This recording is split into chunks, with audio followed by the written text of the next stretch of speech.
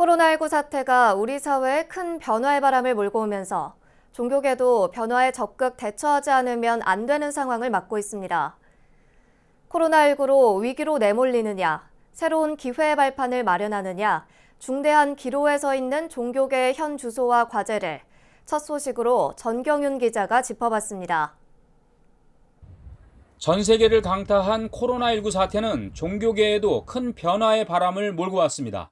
바이러스 감염을 막기 위한 사회적 거리 두기가 강조되면서 사찰이나 성당, 교회에 모여 함께 예불과 기도를 하고 법회를 하는 활동에 큰 제약이 가해졌습니다. 이 때문에 종교계도 비대면 시대에 대처하기 위해 새로운 변화를 모색하지 않으면 큰 위기를 맞을 수 있다는 경고의 목소리가 이어지고 있습니다. 코로나19는 변화된 일상의 삶을 요구했고 종교에게도 영향을 미치고 있습니다. 코로나19는 종교들에게 지금까지 겪어보지 못한 낯선 경험에 직면하게 만들었고 불교와 천주교 등 종교인들이 코로나19 이후 사회 변화에 종교계가 어떻게 대처해야 하고 어떤 역할을 해야 하는지 해법을 찾기 위해 머리를 맞댔습니다. 우선 비대면 시대에 맞춰 온라인 중심의 신행과 전법 체계를 새롭게 구축하고 시간과 장소에 구애받지 않는 신행생활에 적합한 콘텐츠를 적극 개발해야 한다는 지적입니다. 하지만 현장에서 보고 느끼는 신심과 내면의 감동, 환희심을 온라인 비대면 환경 속에서 똑같이 실현하기에는 한계가 있다는 점을 얼마나 극복할 수 있느냐가 또 다른 숙제로 떠올랐습니다.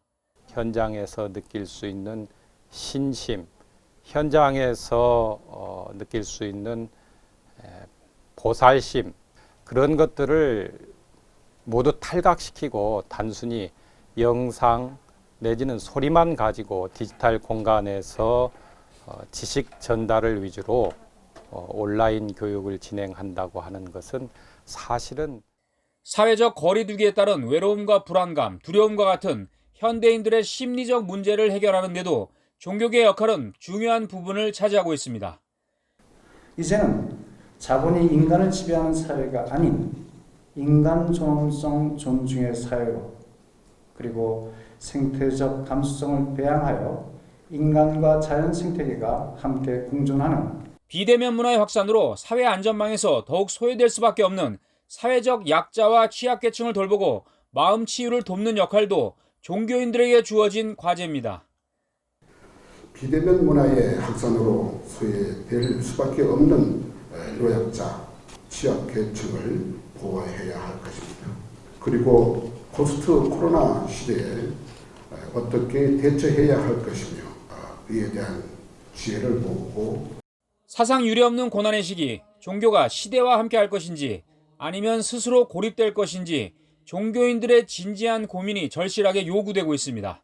BBS 뉴스 정경윤입니다.